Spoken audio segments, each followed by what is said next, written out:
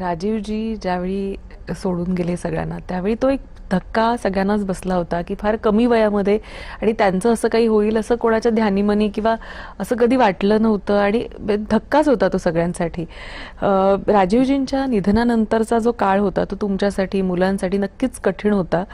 त्या काळामध्ये ह्या सगळ्या गोष्टी बाजूला थोडंसं ठेवून पुन्हा सार्वजनिक जीवनामध्ये येऊन काम करणं हे किती कठीण होतं? कठीण तर खूप होतं, कारण अचानकच ते गेले आणि ते गेल्यानंतर म्हणजे मी तर लिटरली कोलॅप्सच झाली होती.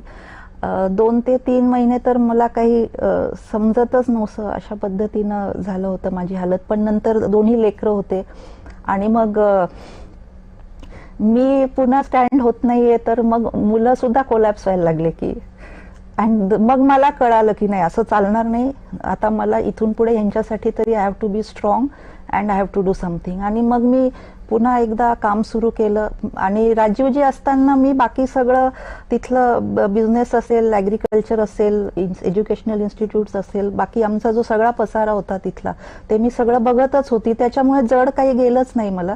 पण नंतर जे पॉलिटिकली सुद्धा मला हँडल करावं लागलं सिंगल हँडेड, त्याच्यात थोडं जड गेलं. बट देन चालू ठेवलं, काम चालू ठेवलं आणि बाकी मग परमेश्वराने साथ दिली आणि त्याच्यामुळे आज इथपर्यंत मी आहे. घरच्या मंडळींनी त्या काळामध्ये कशी साथ तुम्हाला मिळाली किंवा राजकीय प्रवेशाला त्यावेळी पाठिंबा दिलेला का ज्यावेळी असा तुम्ही? हो, घरची मंडळी म्हणजे एकतर आमच्या सासूबाई होत्या, तर she was very supportive. She was old. त्या म्हणे मी फार काही करू शकत नाही, पण मी तुझ्या पाठीशी आहे, मी घरात आहे, तू काम करत राहा, मी नेहमी तुला सपोर्ट करेल. त्यानंतर माझ्या गावाकडे आमची सगळी सासरची मंडळी आहेत, आमच्या साहेबांच्या आत्या आहेत, काका आहेत, सगळे विषय आहेत. तर ते कधी म्हणजे हाकेच्या अंतरावर आहेत. मी कधी त्यांना बोलवलं तर ते सगळे धावून येतात मला मदत करण्यासाठी. त्याच्यामुळे तो काही फार त्रास मला गेला नाही. आणि बाकी पूर्ण हिंगोलीतले आमचे आता म्हणजे जवळजवळ 25 वर्ष तिथे राहिल्यामुळे बरीचशी लोक आर फॅमिली टू अस, असे परिवारासारखेच आहेत. त्याच्यामुळे फार काही अडचण गेली नाही तिथे राहत असताना.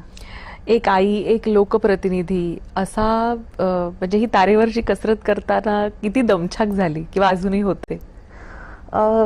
दमछाक होते, पण आता ते एक सवयीचा भाग झालेला आहे आता. आणि ईश्वराने सुद्धा महिलांना काहीतरी एक उपजत अशी शक्तीच दिलेली असते, कारण ज्याला जे काम करावं लागतं त्या कामासाठी त्याला तयारच केलेलं असतं असं मला वाटतं. Every female, I think even तुम्ही पण या सगळ्यातून जातातच.